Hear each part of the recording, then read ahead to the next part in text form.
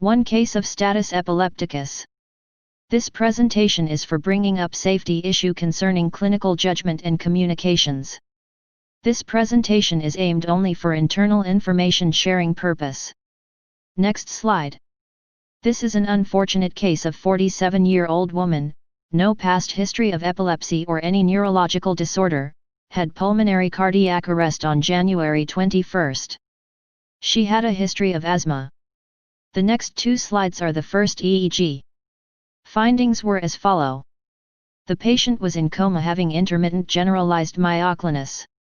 Each generalized myoclonus was time-locked with the generalized high-amplitude epileptiform discharge occurring x1/5 seconds. There were massive bilateral temporal beta vs EMG artifacts. Bilateral temporal predominance. No AED had been prescribed at that point yet. ICU physician was informed that the EEG findings showed ongoing status epilepticus. Medically aggressive treatment is mandatory. Next slide. The next slide demonstrated one of these generalized epileptiform discharges. When these generalized discharges occur in short run, the patient had correlating generalized myoclonus. The bitemporal beta activities were unusual for distribution of muscle artifact and has electrical field. Next slide. The next slide showed the elimination of EMG artifacts after receiving bolus of propofol and muscle relaxant. High-amplitude generalized epileptiform discharges and time-locked myoclonus persisted and unchanged. Next slide. The next slide is the same EEG at the same time but an increased sensitivity from 15 microvolt to 7 microvolt per millimeter. Look closely. These beta activity was not eliminated but attenuated in amplitude, remains same uniformal frequency as before. More importantly, generalized spike discharges remained unchanged.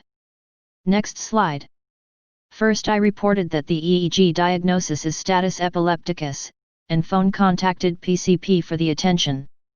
Later, another epileptologist contacted me to back off the word status epilepticus and he told PCP not to treat as status epilepticus.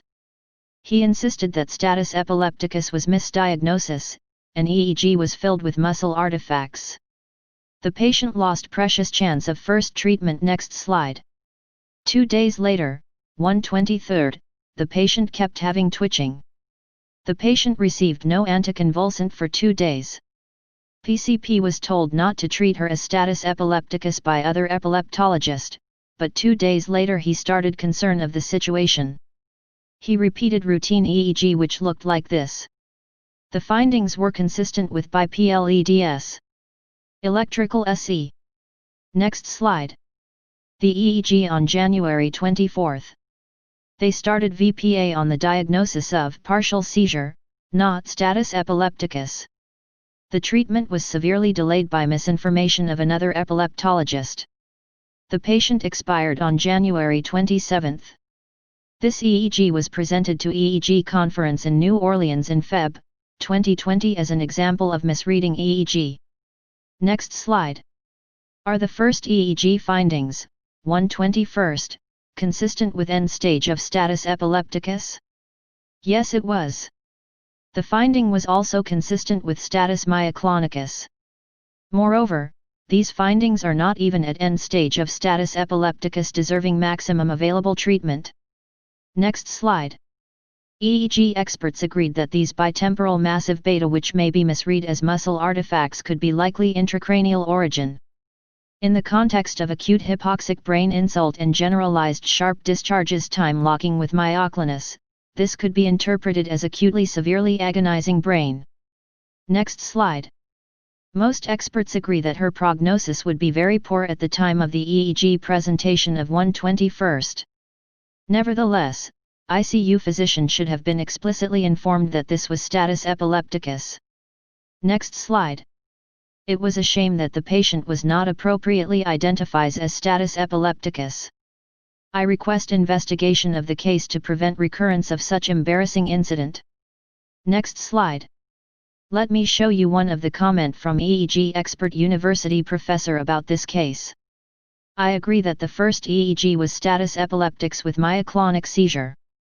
Obviously spike waves bursts are contaminated by muscle twice artifacts. In such case, we usually paralyze the patient to eliminate artifacts and to verify that the discharges are not all artifacts. This was done confirming that the spike wave bursts are true seizure activity, EEG of 121st at 1354.